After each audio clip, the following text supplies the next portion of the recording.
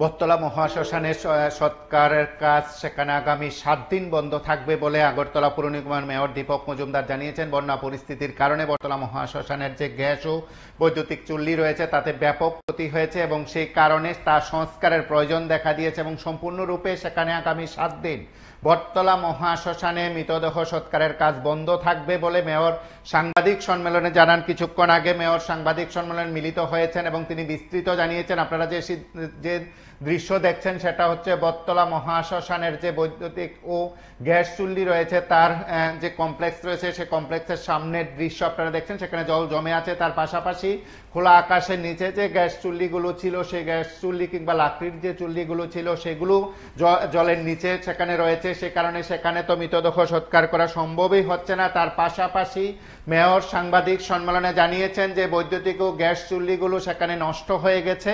আগামী 7 দিনের মধ্যে সেই গ্যাস চুল্লি ও বৈদ্যুতিক চুল্লিগুলো সংস্কারের উদ্যোগ সেখানে নেওয়া হয়েছে। সমস্ত রকম প্রচেষ্টা সেখানে শুরু হয়ে গেছে। অনতি বিলম্বে সেখানে সেই সংস্কারের কাজ শেষ করে বটতলা মহাশ্মশানে মৃতদেহ সৎকারের কাজ স্বাভাবিক করার উদ্যোগ সেখানে নেওয়া হয়েছে।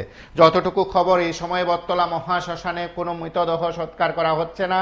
বিকল্প হিসাবে হাপানিয়া স্থিত শ্মশানে সেখানে মৃতদেহ সৎকারের জন্য সমস্ত রকম ব্যবস্থা করা হয়েছে বলে সংশ্লিষ্টদের তরফে দাবি করা হয়েছে। আপনারা সরাসরি সেই দৃশ্য দেখছেন বটতলা মহাশ্মশানের, যেখানে বটতলা মহাশ্মশানে এই সময়ের মধ্যে মৃতদেহ সৎকারের কাজ বন্ধ রয়েছে। আগামী 7 দিন বটতলা মহাশ্মশান বন্ধ থাকবে বলে সাংবাদিক সম্মেলনে জানান মেয়র দীপক মজুমদার। আমরা একবার শুনি সাংবাদিক সম্মেলনে তিনি কি বলছেন।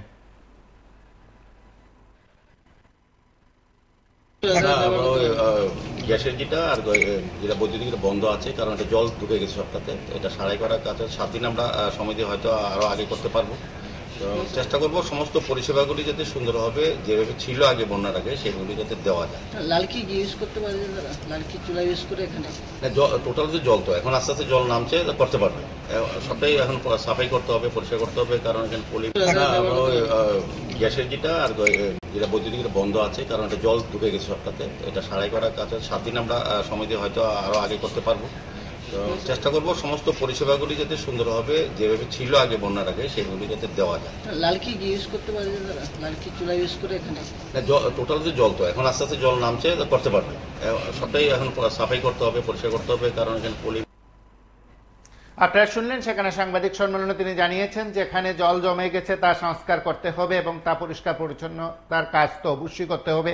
সেদিক থেকে যে চুল্লিগুলো সেখানে যান্ত্রিক গোলযোগ দেখা দিয়েছে সেগুলো সারাই করা হবে, খুব দ্রুত সারাই করার উদ্যোগের কথা মেয়র জানিয়েছেন। তবে আপাতত 7 দিন বটতলা মহাশ্মশান বন্ধ থাকবে বলে তিনি সাংবাদিক সম্মেলনে জানান। আপনারা সঙ্গে থাকুন, দেখতে থাকুন PV24।